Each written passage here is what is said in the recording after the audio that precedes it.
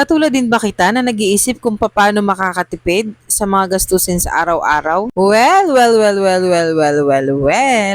I-share ko sa inyo itong aking isang tipid hacks na ito. Dahil ito rin ay isa sa mga panggamit natin sa araw-araw at hindi naiiwasan na hindi rin ito gagamitin. Kaya malaking bagay kung gagawa tayo nito. Bali gagawa po pala tayo ng dishwashing liquid.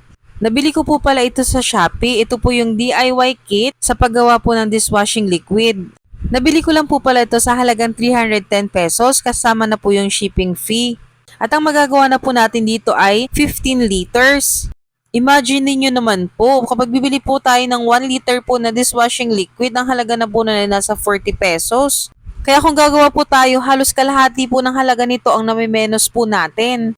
And at the same time, pwede rin po natin itong gawing panghanap buhay. Bali madali lang po itong sundan kasi po meron po naman silang naka-attach na instruction kung paano po ito gawin. Tara, i-guide ko po kayo. Bali naglagay na po pala ako dito sa timba ng 15 liters na tubig, galing lang po ito sa Nawasa.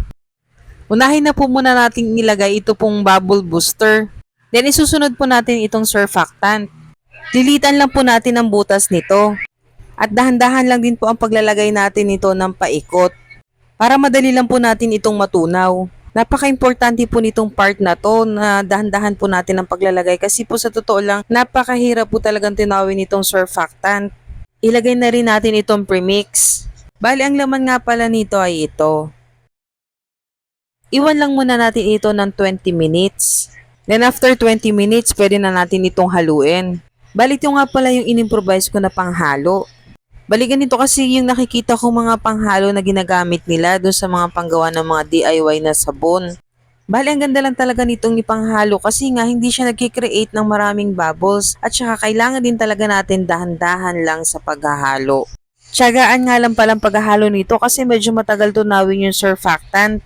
Kaya ang ginagawa ko talaga dito, kinakapa-kapa ko yung ilalim kung natunaw na nga yung surfactant. Kaya bawal na bawal dito ang mainipin. Pero huwag kang mag-alala, matutunaw din naman yan eh. At pag talagang nasigurado na natin tunaw na yung surfactant at wala na tayong nakakapa na kahit na anong buo-buo, pwede na natin ilagay yung thickener. Bali, ito nga palang thickener para itong gawa sa asin pero hindi ko lang alam kung ano pang inihalo dito. Dahan-dahan lang din pala ang paglalagay nito para habang hinahalo natin, unti-unti din itong natutunaw. At habang tumatagal, mararamdaman na rin natin na lumalapat na yung ating mixture. Mainam din na masigurado natin na tunaw na talaga itong thickener natin kaya maganda rin nakapain natin yung ilalim. Then kapag tunaw na talaga itong ating thickener, i-cover na muna natin ito at hahayaan natin itong mag-rest ng 24 hours. At yan na nga makikita mo na ang lapot-lapot nga nitong ating nagawang sabon na to.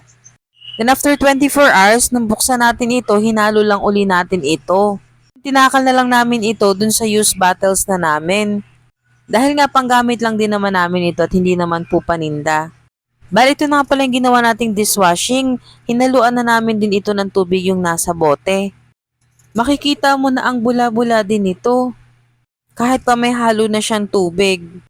Ang ganda rin naman niyang ipanghugas, lalo na dito sa basong ito, kitang-kita mo na ang kintab-kintab ng pagkakahugas nito gamit itong dishwashing liquid na ito. So yun lamang po, thank you for watching. Please react, comment, and share for more videos. Thank you!